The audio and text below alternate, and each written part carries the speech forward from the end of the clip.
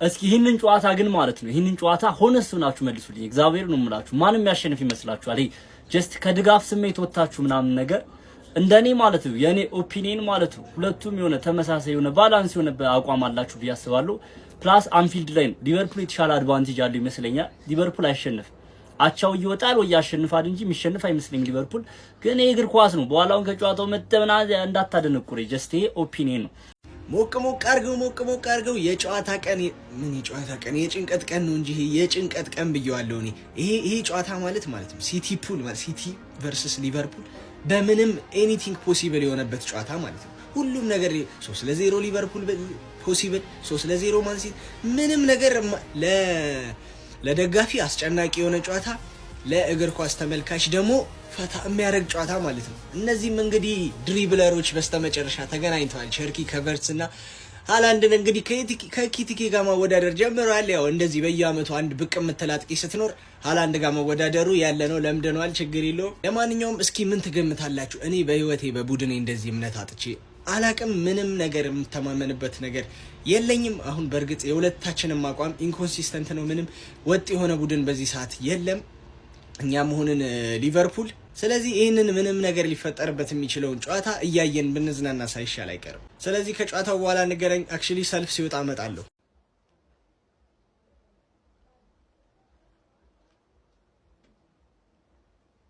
ጀማው ሰዓታችን ደርሷል።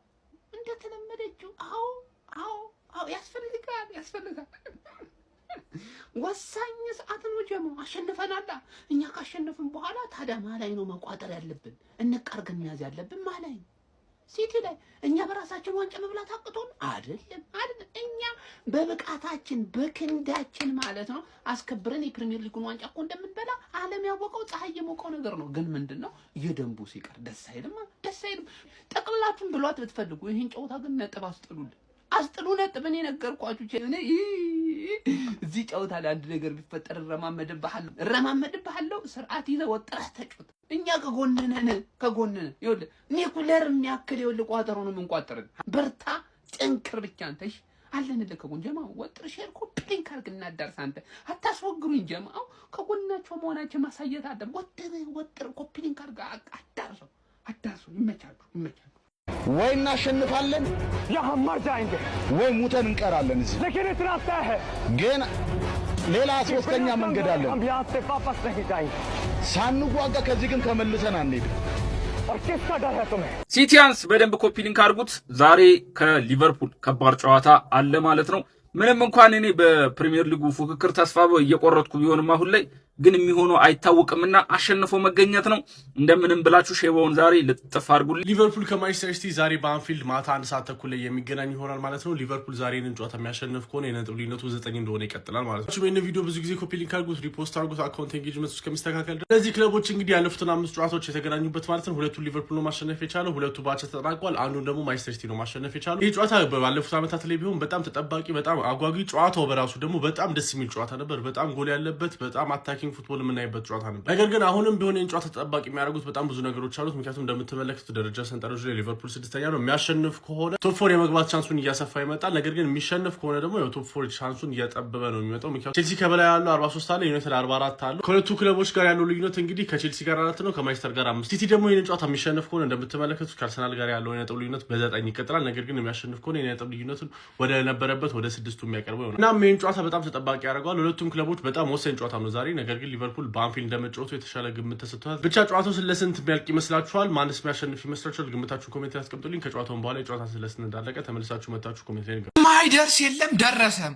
ፋሚሊ ይሄንን ሲቹዌሽን ውስጥ ቢገባ ማለት ነው አርሰናል ዋንጫ ሊበላ ዩናይትድ ከሲቲ ቢጫወት ማለት ነው የታወቀ ነገር ነው። ይሄ ጋራድ ነው የሚሆኑት። ክለባቸውን ወደዛ ይጥሉና ማለት ነው ሲቲ አሸንፈን ችግር የለም እንሸነፍ የሚባል ሲቹዌሽን ውስጥ ይገባል። ባለፈው ራሱ ማለት ነው እንደው በቃ እንሸነፋለን ብላ አሳምነው ገብቶ ድንገት ካዲክ አሸነፈና በቃ ድንገት በዛው ቀጠሉበት።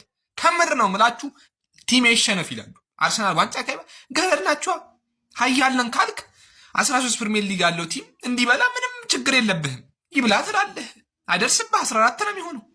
ግን ትንሽ ቲም ሜንታሊቲ ያላችሁ ትልቅ የሆኑ ይመስላችሁና ማለት ነው ያራዳ ልጆች ዛሬ ማለት ነው ሲቲን ሜዳችን አንተን ብጥር አድርገ ነው ወደ ቶፕ 4አችን አርሰናል ወደ ዋንጫው ይሄዳል ከፈለገ ማለት ከፈለገ እንደሙዳቸው ወደ ቶፕ ፎራችን ፋሚሊ በጣም ነው ቶፕ ፎር መግባት ያለበት። በደንብ ኮፒ ሊንክ እያደረክ አድርስልኝ እስከ ጨዋታው ማለት ነው። በደንብ ኮፒ ሊንክ ሪፖስት ሼር። እኛ እንደማንም አይደለን፣ ኩሩ ደጋፊ ነን እኛ። ለማንም አንገርድም ምናምን። በቃ ፖለቲካል እና ዲፕሎማሲያዊ ግንኙነት አለን ከአርሰናል ጋር። ፖለቲካና ዲፕሎማዊ ግንኙነቶች አሉ። እንደነዛ ለማንም ክለብ እየሄድኩን ቲም ይሸነፍ አርሰናል ዋንጫ ከሚበላ የሚባል ሜንታሊቲ የለንም። ሀያስቶ ማለት ነው። ሀያስቱን በቂ ዋንጫ ሲኖር ማለት ነው ማንም ላቋጠርም ማለት ነው። መድፈኞቹ ዛሬ በሲቲ ላይ ቋጥረዋል። አንፊልድ ከሰዓታት በኋላም ሊቨርፑልና ማንቸስተር ሲቲን የሚያስተናግድ ይሆናል። ምሽት 1 ሰዓት ተኩል በአንፊልድ ሊቨርፑል ከማንቸስተር ሲቲ የ25ኛ ሳምንት የፕሪሚየር ሊጉን ጨዋታ በጉጉት በበርካታ ሚሊዮን ደጋፊዎች ዘንድ እየተጠበቀም ይገኛል። የአርቴታ ቋጠሮ ሲቲ ነጥብ አስጥሎ ሊቨርፑልን ያነክስ ይሆናል ወይንስ ሲቲዎች አሸንፈው ለአርሰናል ዋንጫ ስጋት ይሆናሉ? ምሽት 1 ሰዓት ተኩል ላይ አንፊልድ የዚህን ጥያቄ መልስ የምትሰጠን ይሆናል። ግምታችሁን በኮሜንት ጻፉልን። ፎሎ ማድረግ ቤተሰብ ይሁኑ። ሊቨርፑል ከማንቸስተር ሲቲ የሚያከናውኑ ጨዋታ ሌላኛው በጉት የሚጠበቅ የዚህ ሳምንት ምርጥ ፍልሚያ ነው። እሁድ አመሻሹ ላይ የሚደረግ ጨዋታ ነው የሚሆነው። ለአሰልጣኝ ፔፕ ጋርዲዮላ አንፊልድ ከብዷቸዋል። ባለፉት 5 ተከታታይ ጨዋታ ነው 5 ዓመት እንጂ ምን 5 ተከታታይ ጨዋታ ከፌብራሪ 2021 ጀምሮ ላለፉት 5 ዓመታት ያው እንግዲህ ፌብራሪ አሁን ስንት ነው? ፌብራሪ 6 ነው። ስለዚህ 5 ዓመት ማለት ያ 5 ዓመታት አንፊልድ ላይ ማሻነፍ አልቻሉ። ያው የጋርዲዮላ ያለፉት 10 ዓመታት ቀጥተኛ ትልቁ ተፎካካሪያቸው ክሎፕ እንደነበሩ ይታወሳል። እና ክሎፕ በቀላሉ ለሳቸው እጅ የሚሰጡ አልነበሩም። ያንን እጅ አለመስጠት ሂደት አርነ ስሎት ባለፈው ዓመትም አስቀጥረዋል። ዘንድሮስ የሚለው የሚጠበቅ ነው የሚሆነው። በአንፊልድ ነው ያልኩት፣ 5 ዓመት በአንፊልድ ነው ያልኩት። ደርሶ መልስ አይደለም። በኢታር ተሸንፏል። በዚህ ዓመትም ተሸንፏል አይደል? ሊቨርፑል 3-0 ኢታር ላይ ተሸንፏል። ስለዚህ ይሄ ጨዋታ በጣም የሚጠበቅ ጨዋታ ነው። ሲቲ ከተሸነፈና አርሰናል ካሸነፈ ልዩነቱ ወደ 9 ከፍ ይላል። ይሄ ጨዋታ ሌላው ክብደት የሰጠበት ምክንያት ይሄ ነው። እንዴ በደንብ ነው እንጂ አባቴ እንዴት ቋጠሮ ይከሽፍብኛል? ቅድም ማንሴ ላይ አንተ ተሸነፍ፣ አሁን እኔ ተሸነፍኩኝ። ቋጠሮ አንዳቻ መለጃ ነገር መላው ልጅ ልትነካ ነው። ኧረ ሞክረኝ ደስ ነው የሚለኝ ጀማው። ይኸውልህ ዛሬ ተርፌት ይሸነፋለች ብዬ ቋጠሮ ይፈርሷል አልሆንም። እሱ ደግሞ አርሰናል ነጥብ ይጥላል ብሎ አልሆነለትም አይደለ? በምን እንለያይ? በቀላው እኔ በለው እንጂ እኔ ሊቨርፑልን ይዤ ማለት ነው ጸጉርህን ነው ማስላጭ አሳያለሁ። የአርሰናልና የማንቸስተር ዩናይትድ ደጋፊዎች ሆይ እየታላችሁ በጉጉት የምትጠብቁት የሊቨርፑልና የማንቸስተር ሲቲ ጨዋታ ሊጀመር ሰዓታቶች ብቻ ቀርተውታል።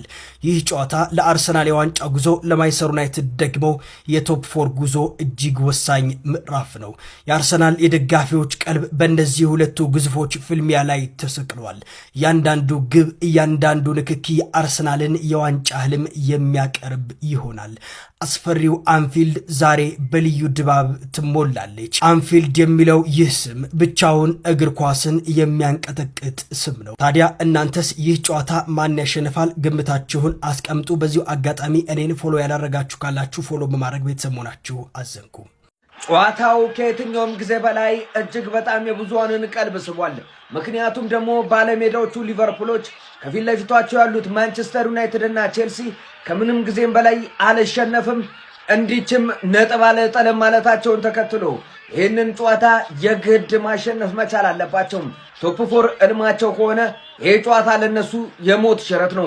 በሌላኛው በኩል ደግሞ ለዋንጫው ፉክክሩ እየታገለ የሚገኘው ከፊት ለፊቱ ምንም አይነት ቀልድ አላቅም ወደኋላ ዞሬ አልመለከትም ያለው የሚኬል አርቴታ ሰራዊት በ9 ነጥብ ማስፋቱን ተከትሎ የፔፕ ጋርዲዮላው ማንቸስተር ሲቲ ይህንን ጨዋታ ከሜዳው ራቅ ብሎ ተጉዞ መጥቶ በነበልባሉ አንፊልድ ሮድ 3 ነጥብ ማግኘት አለበት።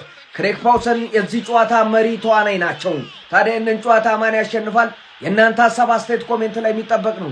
በደንብ ሼር ኮፕሊንክ ይደረግ። አዳዲስ ሰዎች ፎሎ በማድረግ ስፖርታዊ ዜናዎችን ማግኘት ትችላላችሁ። ይመቻችሁም።